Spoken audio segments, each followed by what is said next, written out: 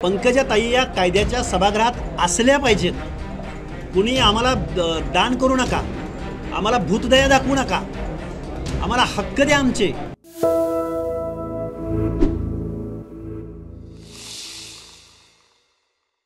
प्राध्यापक लक्ष्मण हाके यांच्या मागणीला भारतीय जनता पार्टीने ओ देत पंकजा गोपीनाथ मुंडे यांना विधान परिषदेची उमेदवारी जाहीर केली आहे। प्राध्यापक लक्ष्मण हाके यांच्या ओबीसी साठीच्या आंदोलनामधल्या एका मागणीला भारतीय जनता पार्टीने न्याय दिला आहे। पंकजा गोपीनाथ मुंडे यांना विधान परिषदेची उमेदवारी देत असताना योगेश टिळकर, परिणय फुके, सदाभाऊ खोत आणि यांच्यासोबतच गोरखे अशा 5 नावांची यादी जाहीर केली आहे।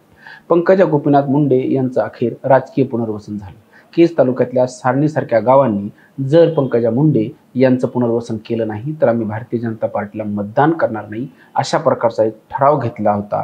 पंकजा मुंडे यांच्या पराभवाच्या नंतर एक आत्महत्येचं सत्र सुद्धा आम्ही पाहितलं।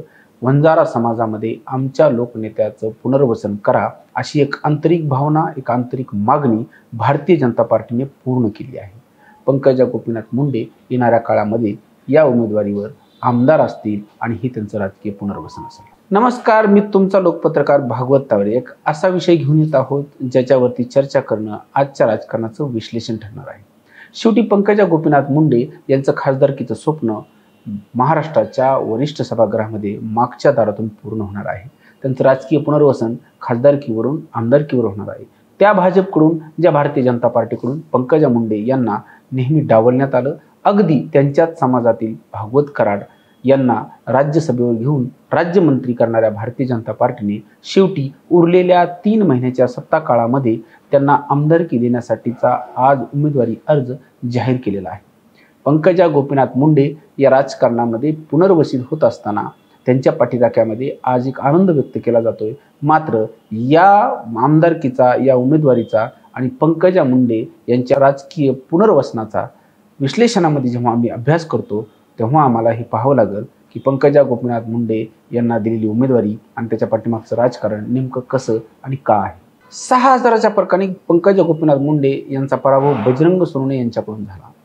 त्या पंकजा मुंडेंचा झालेला पराभव त्यांच्या पाठीराख्यांना आजवर त्यांना सहन होत नाही आणि याच पराभवाचं शल्य नेहमी समोर येत असताना प्राध्यापक लक्ष्मण हाके यांनी ओबीसीच्या आरक्षणासाठी केलेल्या आंदोलनामध्ये एक मागणी बोलून दाखवली होती की पंकजा गोपीनाथ मुंडे यांचं राजकीय पुनर्वसन व्हावं आणि ते राजकीय पुनर्वसन झालेलं आहे। या निमित्ताने लक्ष्मण हाके यांच्या आंदोलनामध्ये ओबीसीच्या आरक्षणाचा विषय महत्त्वाचा होता का पंकजा मुंडे यांच्या राजकीय पुनर्वसनाचा, हाही पेच या निमित्ताने सुटलेला आहे। लक्ष्मण हाके यांना आता या मागणीवर आणि भारतीय जनता पार्टीने पंकजा मुंडे यांना दिलेल्या उमेदवारीवर समाधान व्यक्त करावं लागणार आहे। कारण की लक्ष्मण हाके यांच्या आंदोलनाला जे बळ मिळालं ते पंकजा गोपीनाथ मुंडे यांनी वडीगोद्री इथे भेट दिल्याच्या नंतर लक्ष्मण हाके यांच्या आंदोलनामध्ये जे समर्थन, जो युक्तिवाद झाला तो पंकजा मुंडे यांच्या समर्थकातून मोठ्या प्रमाणामध्ये दिसून आला। त्याच लक्ष्मण हाकेंच्या एका मागणीला भारतीय जनता पार्टीकडून पूर्ण केले। ही मागणी केवळ लक्ष्मण हाकेंची म्हणून नाहीये। आता मला सोपं आणि सुट्ट करून समजून घ्यावं लागेल। भारतीय जनता पार्टीने आजवर पंकजा मुंडेंना विधान परिषद दिली नाही, आजवर राज्यसभा दिली नाही, मग आता याच वेळी विधान परिषदेवर पंकजा मुंडे घ्याव्यात असं भारतीय जनता पार्टीला का वाटलं? भारतीय जनता पार्टीचे मुख्य नेते राज्यातले देवेंद्र फडणवीस यांच्याबद्दलचं वातावरण चांगलं नाही। देवेंद्र फडणवीस यांच्यामध्ये खलनायक बघणारे मोठे समुदाय या महाराष्ट्रामध्ये आहेत। याच पातळीवर, याच परिस्थितीमध्ये जर पंकजा मुंडे यांचे पाठीराखे सुद्धा भारतीय जनता पार्टीच्या विरोधात गेले तर भारतीय जनता पार्टीचं विधानसभेतलं भविष्य तितकंसं सुरक्षित राहणार नाही असं भारतीय जनता पार्टीला मान्य झालं असावं। आणि म्हणून भारतीय जनता पार्टीने येणाऱ्या काळामध्ये पंकजा मुंडे यांच्याशी कुठलाही संघर्ष आम्हाला करावा लागणार नाही याची काळजी घेत असताना आणि अपरिहार्यपणे भारतीय जनता पार्टीने पंकजा मुंडेंना विधान परिषद देऊ केलेली आहे।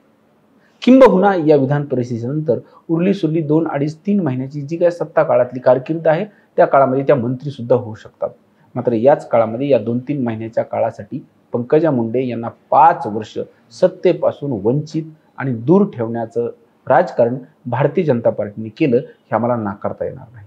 ती भारतीय जनता पार्टी आता जेव्हा पंकजा मुंडे यांना आमदार करत आहे तेव्हा महाराष्ट्रातली परिस्थिती लक्षात घेऊन ओबीसीचा चेहरा म्हणून आणि ओबीसीच्या मतदारामध्ये हक्काचा प्रचारक म्हणून जर कोणी असावा तर त्यासाठी पंकजा मुंडे यांची नेमणूक अधिक महत्त्वाची भारतीय जनता पार्टीला ठरते तुलनेने आमदार म्हणून. पंकजा मुंडे यांच्या या संधीचं आणि येणाऱ्या काळातल्या त्यांच्या राजकीय मार्गक्रमणाचं जर आम्ही सटीक विश्लेषण केलं तर आम्हाला हे स्वीकारावं लागेल की ज्या धनंजय मुंडेंनी पंकजा मुंडे यांना दिल्लीत पाठवण्यासाठी प्रचंड असे प्रयत्न केले, टोकाचे प्रयत्न केले, त्याच पंकजा मुंडे आता धनंजय मुंडे यांच्या प्रदेशाच्या राजकारणामध्ये, मुंबईच्या राजकारणामध्ये त्या त्यांच्या वर्गात त्यांच्यासोबत दिसतील.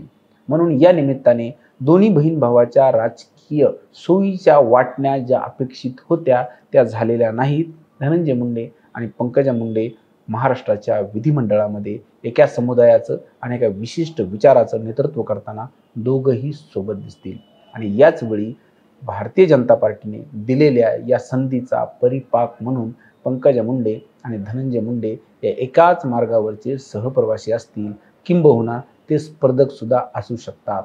धनंजय मुंडे यांचा जो लोकसभेमधल्या निवडणुकीमध्ये पंकजा मुंडेसाठी जो आटापिटा होता, जो संघर्ष होता, जिंकून आणायचंच या उर्मीने जे त्यांनी काम केलं त्याच्या पाठीमागे त्यांची एक राजकीय सोय होती. पंकजा गोपीनाथ मुंडे या दिल्लीच्या राजकारणामध्ये गेल्याच्या नंतर त्यांचा मुंबईचा जो रस्ता आहे तो एकट्याने चालायचा त्यांना मिळेल, एकट्याने ते चालतील अशा प्रकारचा कयास त्यांच्या पाठीराख्यांना होता. मात्र पंकजा मुंडे यांचा पराभव झाला आणि पंकजा मुंडे आता थेट महाराष्ट्राच्या राजकारणामध्ये सक्रिय दिसून आल्या. तर एक मोठा समुदाय जो धनंजय मुंडे आणि पंकजा मुंडे यांना संयुक्त पातळीवर मानतो त्या समुदायाचा नेता कोण हा संघर्ष सुद्धा येणाऱ्या काळामध्ये तुम्हाला पाहावा लागेल. धनंजय मुंडे आणि पंकजा मुंडे यांचं राजकीय सख्य, कौटुंबिक सख्य जरी आज अबाधित असलं तरी येणाऱ्या काळामध्ये पंकजा मुंडे यांचं राजकारण आणि धनंजय मुंडे यांचं राजकारण एकाच दिशेने एकाच वाटेने चालणार आहे. त्यामुळे येणाऱ्या काळामध्ये पंकजा मुंडेंचं राजकारण भारतीय जनता पार्टीच्या आशीर्वादाने कुठपर्यंत जाणार आहे, ते कसं जाणार आहे याच्यावर केवळ पंकजा मुंडे यांचं राजकारण नाही, धनंजय मुंडे यांचा राजकीय प्रवास सुद्धा निश्चित होणार आहे. म्हणून महाराष्ट्राच्या आणि बीडच्या राजकारणामध्ये पंकजा मुंडे यांच्या उमेदवारीचे अनेक अर्थ दडलेले आहेत. काही अर्थ समजून घ्यायला काही वेळ जावा लागेल. नमस्कार, मी तुमचा लोकपत्रकार भागवत तावरे.